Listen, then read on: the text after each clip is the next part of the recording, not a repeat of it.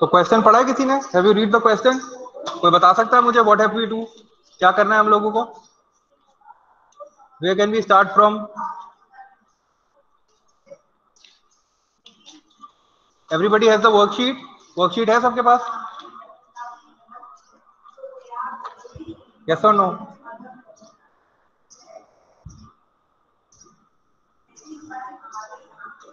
ठीक है, जी है सर। ठीक है। Is my voice and board clear? Shall I start? Okay, so this is a worksheet from your past papers. It has two questions. I am reading out the question for you. In question number 1, we have a parallelogram. This is basically a parallelogram, and the perpendicular height of the parallelogram is h. The length of the base of the parallelogram, the question is talking about this, the length of the base. Okay, the question is the length of the base of the parallelogram is 6 centimeter more than its perpendicular height. This is your perpendicular height, that is h. This is your base, and the question is asking you, the question is telling you that this base is 6 more than this perpendicular height. What will be the value of this base? इस base की क्या value होगी?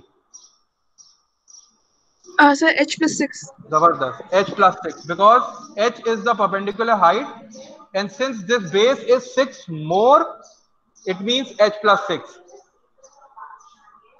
The next part of the question is saying that the area of the parallelogram, is given as 33.25 centimeter square. In the first part, I have to use this information. I have to make a quadratic equation. जैसे हमने class में question किए थे ना कि हमारे पास कुछ information होती है और उसके बाद एक क्वाड्रेटिक इक्वेशन होती है. The quadratic equation is 4h square 24h minus 133 equals to 0. We have to make this equation. This is 4h square plus 24h minus 133 equals to 0. We have to use this equation, this data which has been given to us. क्या करूं? कौन सा concept use करूं? क्या given है मेरे पास? Sir हमारे पास parallelogram का एरिया है, तो इसलिए हम लोग h और h plus 6 को मल्टीप्लाई इक्वल्स टू 33.25 करेंगे. जबरदस्त nail. I have the area which is given to me. इस एरिया के बारे में सोचो. What is the formula for the area of the parallelogram? The formula is base multiplied by height. What is the base? H plus 6. What is the height? H. So what will I do? I have the area. Base multiplied by height equals to area. My base is h plus 6, and I have the height as h, and the area is equals to 33.25.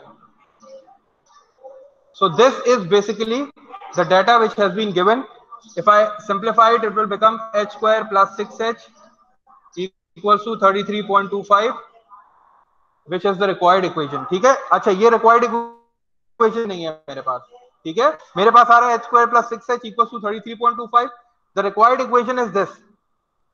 ठीक है? The required equation is 4h square plus 24h minus 133. I have to transform this into this. ठीक है? मुझे इसको इस form में बनाना है. This is basically the same. Sir हम लोग 33.25 को उस साइड पे लाके लाएंगे, फिर हम सबको 4 से मल्टीप्लाई कर देंगे ना. बिल्कुल ऐसे ही कर सकते हैं. The point is that these two are exactly same. ये जो अभी लिखी हुई आपको बोर्ड पे नजर आ रही है ना, these two are exactly same. अगर आप इसको डिवाइड बाय 4 कर दो तो you will get this equation. ठीक है? लेकिन since I have to transform it into this form, देखो मैं क्या कर रहा हूं. I am writing this 33.25 into fraction, मैं इसको फ्रैक्शन में लिख रहा हूँ। H square plus 6h equals to 3325 divided by 100। I have change this decimal number into fraction. उससे फायदा क्या होगा? This will get reduced, this will be 133, this will be 4। जब आप 25 से दोनों को रिड्यूस करोगे तो 25 multiply by 3325 and 25 multiply by 4 is 100। ठीक है, अब मेरे पास इक्वेशन क्या आ गई? I'm writing it at the top. H square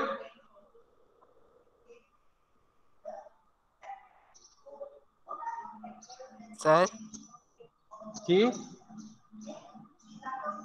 इसका पॉइंट कहाँ चला गया सर? मैंने इसको चेंज कर दिया। ये डेसिमल में था ना, मैंने इसको फ्रैक्शन में कर दिया।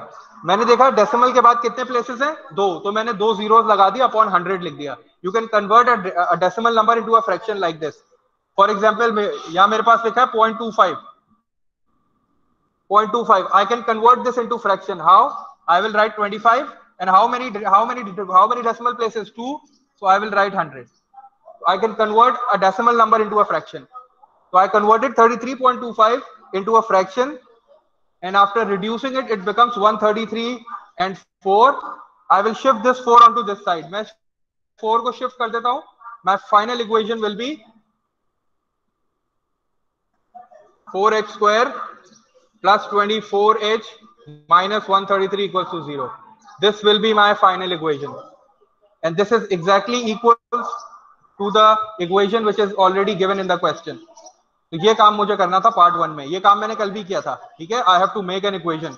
डाटा को यूज करके मैंने इक्वेशन बनाई थी।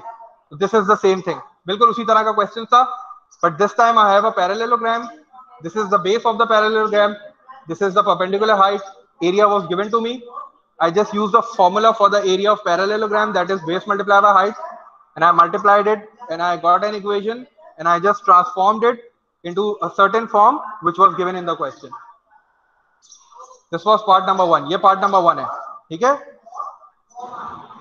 is that clear? ये part समझ में आ गया? Shall we move on to the next part? Yes, sir. Yes sir. In the next part you have to solve.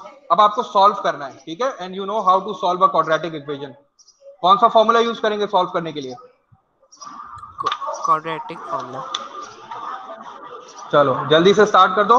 In question number 2 you have to solve the equation, solve it using the quadratic formula and tell me the answers of h. h के दो answers बताओ जल्दी से।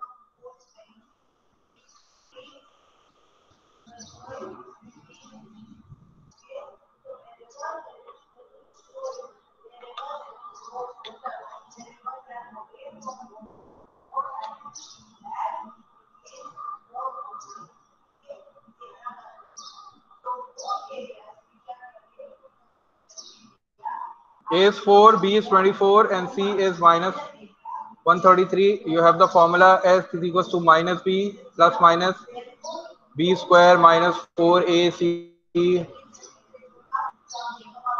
Tell me the answers of H.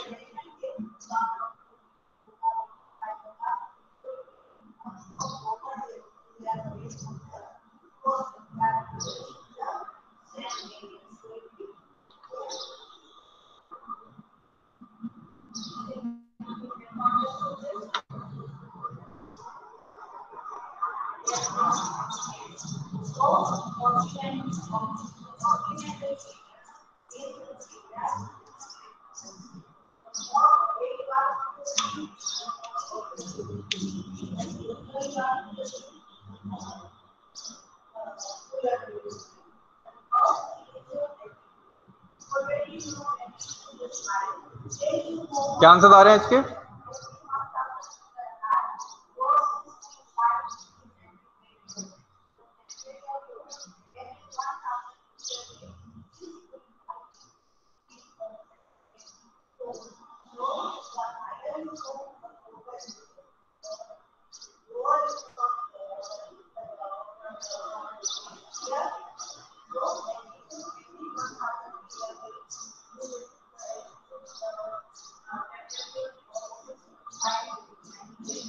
Sir जी बोलिए। Sir मेरे square में minus कौन सा आ रहा है? ठीक है, स्क्वायर के अंदर माइनस कहा रहा है, नहीं, सी की वैल्यू -133 है ना, देखो सी की वैल्यू -133 है, तो ये माइनस माइनस तो प्लस हो जाएंगे, नेगेटिव आ ही नहीं सकता, चेक करो, वैल्यूज डाल दूं, चलो जल्दी से वैल्यूज डाल देता हूं, minus B is -24 plus minus 24 square -4, a will be 4 and c will be -133, and then divided by Sir, 2 times a is 4. Yes, what are sir, the two answers? -9.5 or 3.5. -9.5 and 3.5, excellent, -9.5 centimeter and 3.5 centimeter. You guys know that the height cannot be negative, height negative में नहीं हो सकती. What will I do? I will just discard this value because height cannot be negative, so I am discarding this value. I am taking h is equals to 3.5 centimeter. In the third part, you just have to find the length of the base. In the third part, length of the base is h plus 6. So the value of h is 3.5. So 3.5 plus 6 will be equals to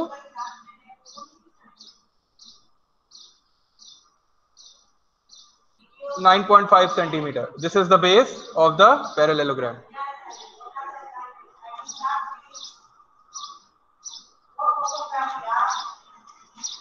So this was the question. This question is basically of 6 marks. ये 6 marks का question है. 2 marks is for the first part, 3 marks is for the second part, and 1 mark for the last part. So you have to show each and every step because it has 3 marks.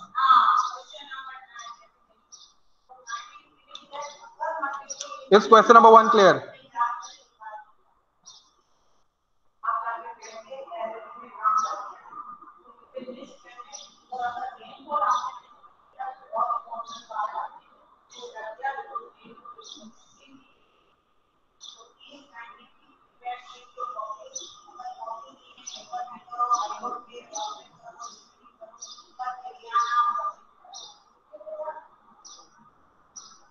Question number 1 समझ में आ गया? दोबारा repeat करने की जरूरत है?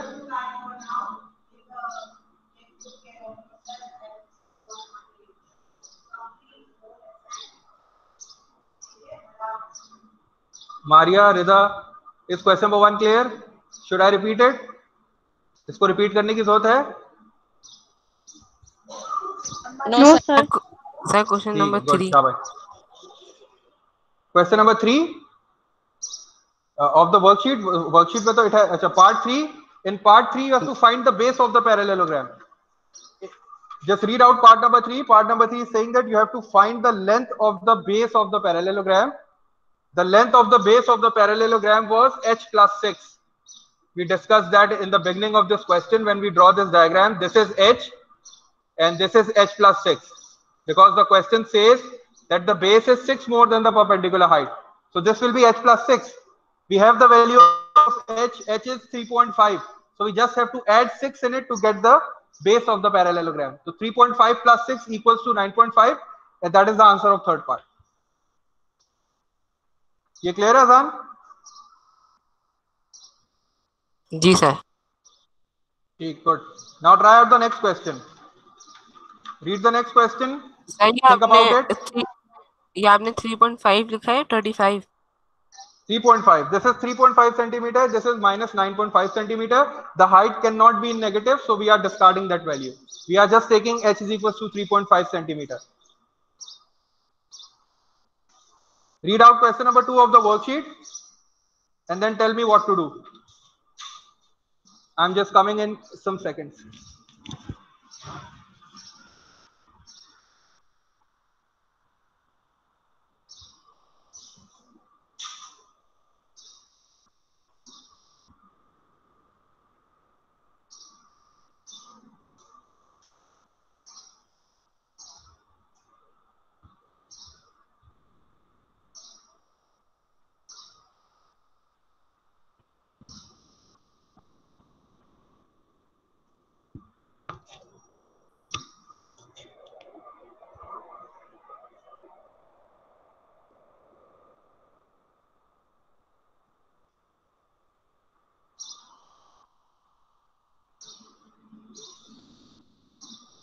चलिए, what about question number 2?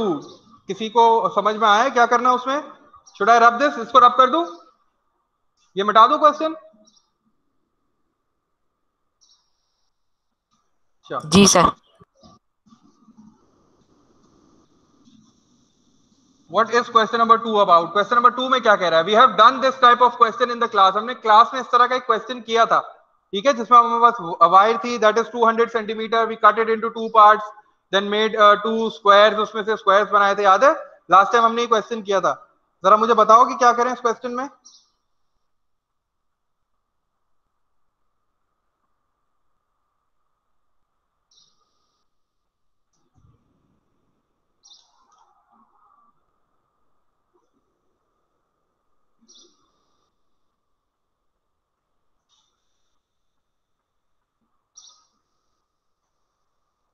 चलो मैं स्टार्ट करता हूं, थोड़ा मेरी हेल्प करना, ठीक है?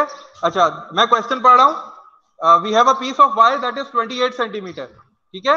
I have a piece of wire that is equal to 28 centimetre. I have cut this wire into two pieces. यहां फिर क्वेश्चन में मेंशन नहीं है इक्वल, तो I am considering it as unequal pieces. This is a piece of wire. This is 28 centimetre in length and I have cut it into two parts. This part is the A part and this part is the B part. ठीक है, ये चीज clear है? This part is the A part and this part is the B part. अब मैं आगे पढ़ता हूं क्वेश्चन के. One part is used to make a rectangle and the other is used to make a square. For example, A part से मैंने जो है I have made a rectangle. मैंने A part से एक rectangle draw किया and B part से I draw a square. मैंने उससे एक square बना दिया, ठीक है? This was a piece of wire. ये 28 सेंटीमीटर का था, तो मैंने यहाँ एक इक्वेशन लिख दी, A plus B will be equals to 28, ठीक है? When I will add A and B, it will give me an answer of 28. With the A part, I made a rectangle. A part से मैंने rectangle बनाया और B part से मैंने एक square बनाया.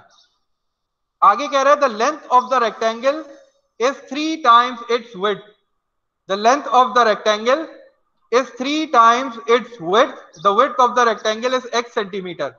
So this is the width of the rectangle which is given in the question equals to x centimeter. What will be the length of the rectangle? Question में कह रहा है the length of the rectangle is 3 times its width. 3 times its width. Length कितनी हो जाएगी?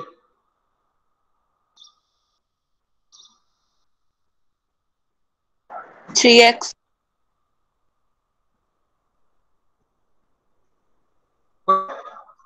3x हो जाएगी, ठीक है?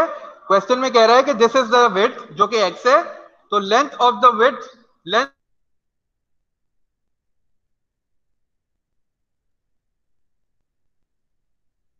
This will B 3x. If this is x, this will B x, ठीक है? ये क्योंकि rectangles has opposite sides equal. Rectangles में ऑपोजिट साइड्स इक्वल होती है, तो if this is 3x, this will also be 3x. If this is x, this will also be x. ठीक है, ये चीज क्लियर है? चलो अब मैं एक और काम करता हूं. Since this part is A, ये जो पूरा रेक्टेंगल बना है ये पार्ट A से बना है ना, तो मेरा पार्ट A किसके बराबर हो गया है? क्या इन सबको ऐड ना कर लूं? क्योंकि these are the length of the sides ना, तो 3 + 3 6, 6 + 1 7 एंड 7 + 1 8x. तो A की वैल्यू मेरे पास कितनी आ गई? 8x. ये बात समझ में आई है? ये बात समझ में आई है? Since I have made a rectangle from this A, ये जो A लेंथ थी टोटल, A पार्ट जो था, इससे मैंने रेक्टेंगल ड्रॉ किया है. तो रेक्टेंगल बनाने के बाद if this is x, this is 3x, it is mentioned in the question. So what will be A? A is the perimeter ना, A तो पेरीमीटर है टोटल, तो A will be equals to, इन सबको add कर दूंगा तो वो 8x के बराबर आ गया. तो अगर मैं यहाँ A की वैल्यू 8x रख दूं तो what will be the value of B? क्योंकि A + B = 28 है ना, तो if I am putting A = 8x, तो B की वैल्यू क्या हो जाएगी? 28 माइनस 28 माइनस 8x. ऐसे ही है. ये वाला पार्ट समझ में आया? ये जो मैंने किया है, मैंने एक वायर को जो कि 28 सेंटीमीटर थी उसको कट किया टू पार्ट्स में. The first part is A and the second part is B. From this part A I made a rectangle जिसकी विड्थ x है और लेंथ 3x है. स्क्वायर के बारे में अभी मुझे कोई इंफॉर्मेशन नहीं पता. Since I know all the sides of a rectangle, so I calculated the perimeter which is equals to A. So perimeter is equal equals to a is equals to 8x, क्योंकि मैंने इन सबको add कर दिया। a की value 8x आ गई, एक equation मेरे पास थी पहले से, मैंने यहाँ a की वैल्यू 8x पुट कर दी, तो b की वैल्यू कितनी आ गई 28 माइनस 8x। अब तुम लोग मुझे एक बात बताओ जो कि मैंने तुम लोग से कल भी पूछी थी, कि अगर मैंने पूरे b पार्ट से स्क्वायर बनाया है, if I had made a square with this b part, ये टोटल b है, इससे मैंने स्क्वायर बनाया है, तो what will be the measurement of the one side? ये एक साइड की मेजरमेंट कितनी होगी? एक साइड की मेजरमेंट कितनी होगी? 1 1 1 कैसे होगी? क्यों, क्या b की वैल्यू 4 है? नो ये सर, problem डिवाइडेड नहीं बाय है। 4 करेंगे, डिवाइडेड बाय 4 जबरदस्त। करेंगे। तो b divided by 4, b divided by 4, b divided by 4 and b divided by 4। इतनी बात समझ में आ गई? अब जरा क्वेश्चन को पढ़ लेते हैं जल्दी से कि क्वेश्चन में हमसे पूछा क्या जा रहा है। In first part, question number A के फर्स्ट पार्ट में the question is saying that write down an expression in terms of x for the length of the rectangle. Length of the rectangle के लिए हमने क्या लिखा? 3x, तो इसका answer क्या आ जाएगा? 3x।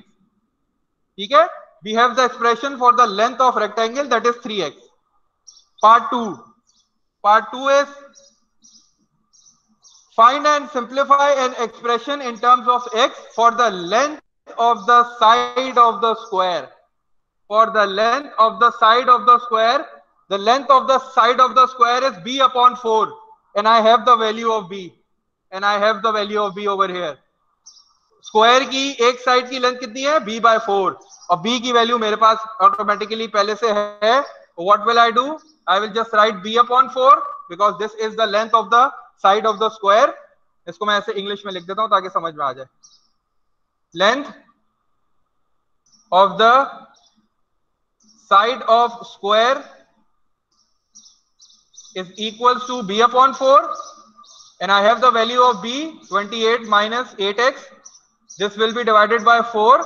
जब ये 4 से डिवाइड होगा इसका मतलब है कि 28 भी 4 से डिवाइड होगा और 8x भी 4 से डिवाइड होगा, तो I will get 7 minus 2x as the length of the side of the square. 7 minus 2x को मैं ब्रैकेट में लिख के सेंटीमीटर लिख देता हूं। So this is part number 2. A part 2 is I have to find and simplify an expression in terms of x for the length of the side of square.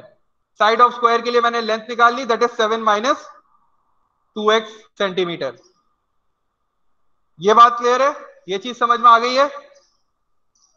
अगर ये समझ में आ गया तो हम पार्ट बी पे चलते हैं।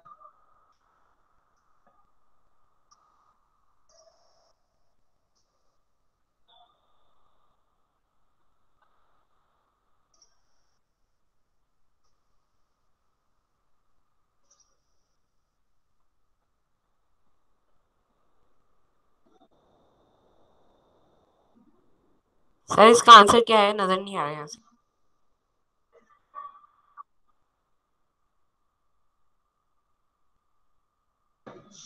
सही तरीके से लिख देता हूं, 7 minus 2x।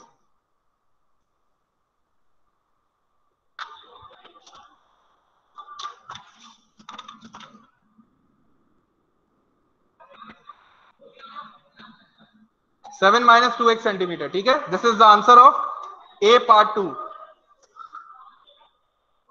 ये दोनों पार्ट क्लियर है? पार्ट बी पे आ जाए।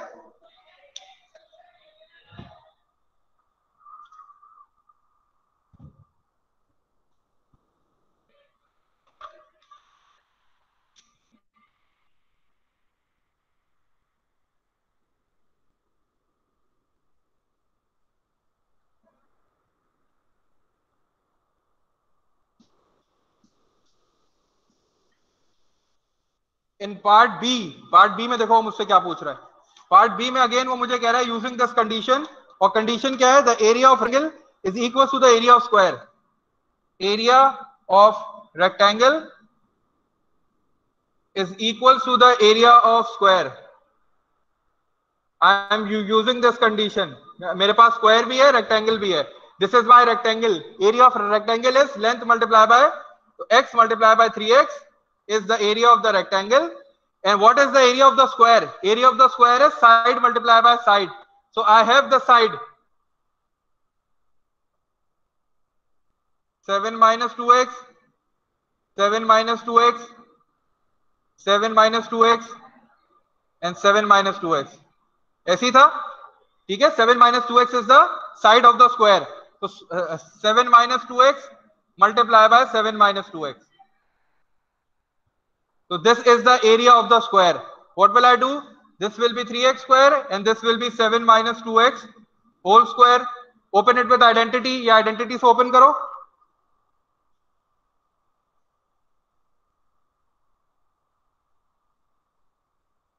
इसको identity से open कर लो.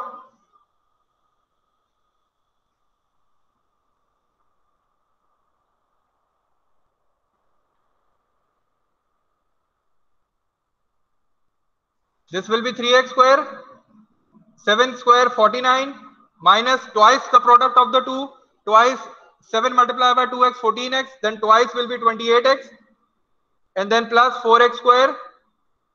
Now this 3x square will move on that side, 4x square minus 3x square. This is positive 49. ये मैंने शिफ्ट नहीं किया तो ये उधर ही रहा, ठीक है. सिर्फ इसको शिफ्ट किया. I just shifted 3. So 4x square minus 3x square will be x square minus 28x plus 49 equals to 0.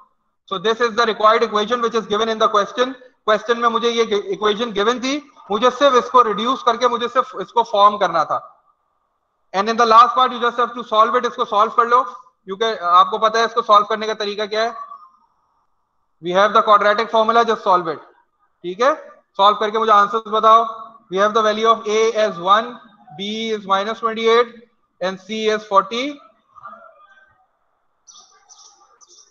Use the formula. X is equals to minus B plus minus B square minus 4AC divided by 2A and tell me the answers of X.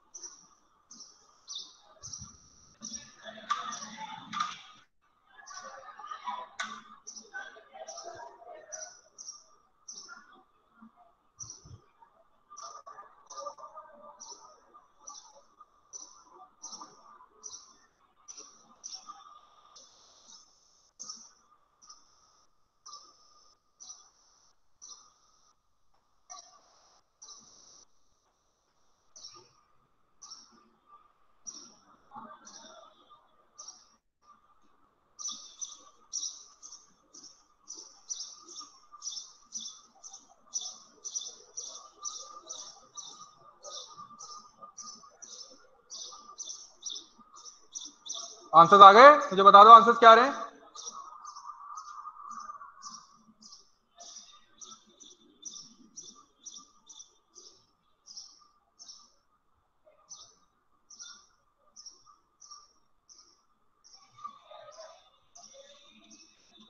Answers बताओ मुझे जल्दी से.